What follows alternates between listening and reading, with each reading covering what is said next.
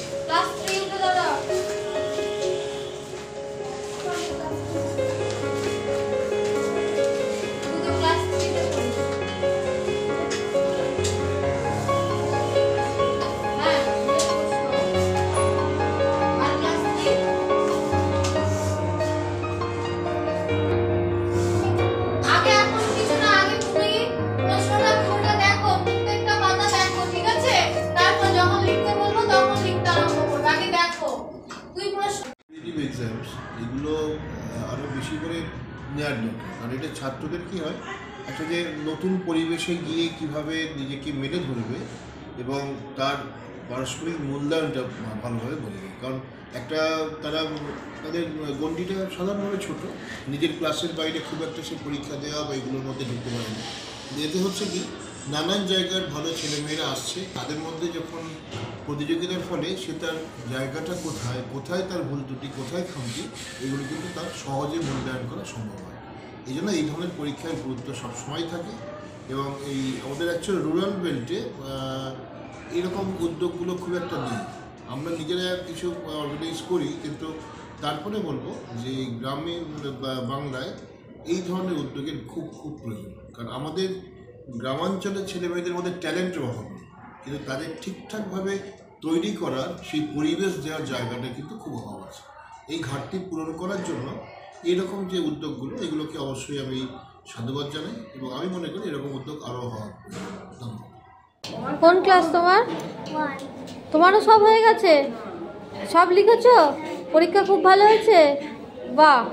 Culture সোসাইটির উদ্যোগে national council of education and ট্রেনিংয়ের ব্যবস্থাপনায় যে আজকে স্কলারশিপ পরীক্ষা হচ্ছে, এটা আমাদের স্কুলেই হচ্ছে। ইনফ্রাস্ট্রাকচারাল সাপোর্টটা যতটা পেরেছি দিয়েছি, কিন্তু সমস্যা আছে। তো তার মধ্যে ছেলেরা পরীক্ষা দিচ্ছে, ভালোই লাগছে। আপনাদের সাফল্য কামনা করি।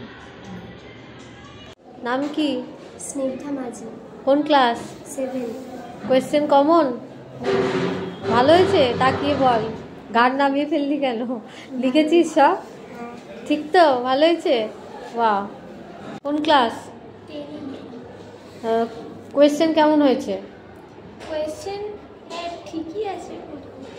স্কলারশিপের মতো হয়েছে? কমন এসেছে?